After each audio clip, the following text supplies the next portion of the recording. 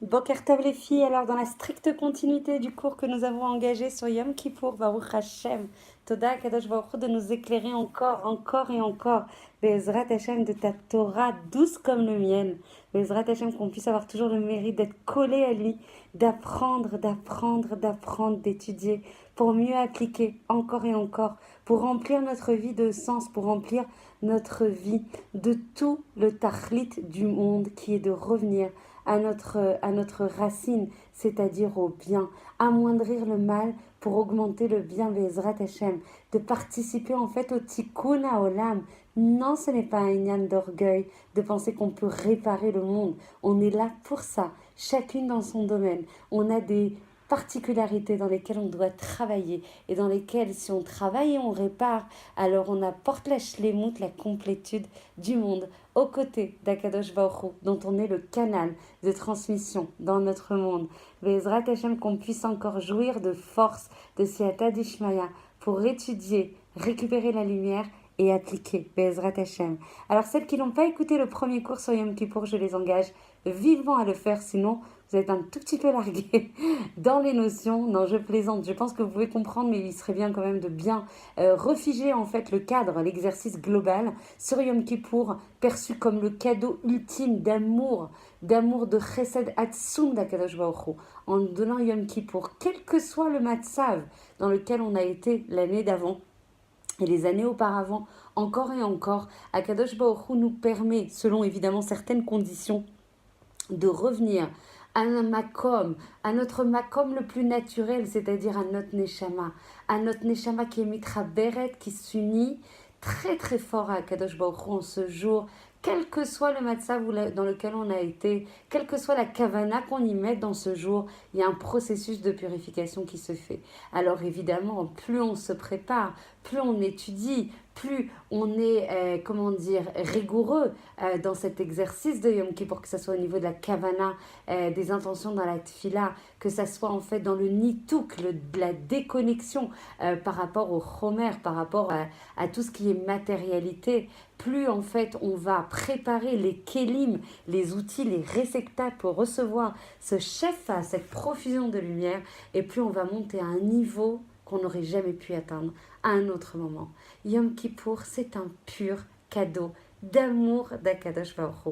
Alors des fois on passe par des éléments de fatigue aussi physique, on se dit mais combien on peut prier, etc., etc. Mais si on arrive à rentrer dans le homek, dans la profondeur, dans le secret, dans la maou, dans l'essence de cette fête, alors franchement, si on s'y prépare correctement, ça peut être une jouissance infinie parce qu'il y a un ribour, parce qu'il y a une capacité à se coller au makom, si on peut parler ainsi, le plus tov du monde, le plus infini, c'est-à-dire qu'il n'y a pas plus grande chaleur, plus grand plaisir. On revient à un ta'anoug originel, c'est-à-dire le plaisir ultime d'être collé, d'être lié au bien du monde, c'est-à-dire avant qui est le chet, avant qui est la faute originelle, aux bienfaits en fait les plus purs, les plus élevés, les plus complets qu'Akadosh Baruch Hu souhaite nous donner. Le Yom Kippour est d'ailleurs comparé, vous savez qu'il y a 7 mondes Elyonim, et il est en fait comparé, associé au 8e monde, c'est-à-dire quelque chose, un monde, si on peut parler ainsi, qui est au-dessus de la nature. Des choses en fait qui sont de l'ordre, qui sortent du mazal et qui nous permettent d'être en ribour, en lien avec Akadosh Baruch Hu, au-delà des mécanismes naturels. On compare d'ailleurs Yom Kippour également à un mikvé Elyon, c'est-à-dire un mikvé en fait d'un ordre supranaturel, d'un ordre supérieur à tous les processus en fait de purification que l'on peut vivre. Évidemment en fait il y a des tnaïm pour vivre ce processus de purification. On parlait de nitouk avec la gashmiyut, c'est-à-dire de déconnexion le plus possible avec la matérialité. Et vous savez qu'au-delà des interdits qui sont les nôtres pendant Shabbat, on doit rajouter 5 interdits, de ne pas porter des chaussures en cuir, vous les connaissez toutes, de ne pas manger, de ne pas boire, de ne pas s'enduire, de ne pas avoir de relations conjugales. Donc ces 5 choses nous permettent une déconnexion profonde, complète du monde de la Gashmiut pour monter au niveau de la lumière la plus rouhanite, la plus spirituelle possible. Et les moyens justement de matérialiser cette déconnexion et de montrer justement cette élévation la plus ultime de ce jour de Yom Kippour, ces deux tfilot Atzumot, Atzumot, Atzumot qu'il faut étudier d'ailleurs. Si vous en avez la possibilité, prendre des sidourim où sont justement retranscrites les tfilot de Kol Nidre et du Moussaf et de la Neila. C'est des moments de si, c'est-à-dire de summum, de proximité, de purification, de sanctification en fait de l'être. Donc en fait, vous savez que Kol Nidre c'est un tikkun pour le dibour, pour toutes les paroles sur lesquelles on s'est engagé et qu'on n'a pas pu respecter. Vous savez qu'il y a aussi un gros inyan la veille de Kippour de faire Atarat Nedarim Be'ezrat Hashem avec 3 personnes de façon à pouvoir annuler les Nedarim que l'on a fait et que l'on n'a pas pu respecter. Vous savez que le parad, le fait d'avoir des fois des peurs, le fait d'avoir des angoisses, le fait de tomber dans la tristesse, le fait d'être en désespoir, etc. est un inyan en fait de chassima, c'est-à-dire de blocage, de bouchon en fait au niveau de notre sinor, de notre conduit de réception en fait de la lumière d'Akadosh Baruch Hu. Et vous savez que le manque, on l'a répété quand même beaucoup de fois, notamment dans le cours du Shabbat qui est malheureusement évidemment pas retransmis, mais en tout cas celles qui étudient avec moi le Shabbat savent que le manque de tzniut et les divrei loalenu de Rechilut et de la Shonara sont des marsomim, sont des barrières qui empêchent la lumière et les bienfaits et les brachot qu'Akadosh Baruch Hu veut nous envoyer. C'est une chasima chazaka meod, c'est une barrière extrêmement difficile, et par le biais de cette fila et par le biais de la Atarat Nedarim, on arrive à enlever, à amoindrir, voire à annuler cette chasima. Le Moussaf et la Neila en fait de Yom Kippour sont considérés au Kodesh HaKodashim. Le Kodesh HaKodashim où seul le Kohen pouvait pénétrer une seule fois par an nous est ouvert. Vous imaginez cette capacité à rentrer, à pénétrer dans le Kodesh HaKodashim et de proclamer le Yichud entre nous et Akadosh Baruch Hu, cet embrasement, cette fusion, cet amour, cette infinité de connexion avec Akadosh Baruch Hu. Et cette façon de dire Hachem ou à Elohim, Hachem ou à Elohim, où là justement, on proclame le yichud entre Hachem qui est la midat de bonté et Elohim qui est la midat de Gvura, la midat Adin. Cette capacité à proclamer, à réunir, à ne plus avoir de dichotomie, d'antinomie, de contradiction entre ces deux midotes, où les deux à ce moment-là, vont se rencontrer et ne faire qu'un. C'est un yichud, évidemment, vous l'avez compris, très spirituel.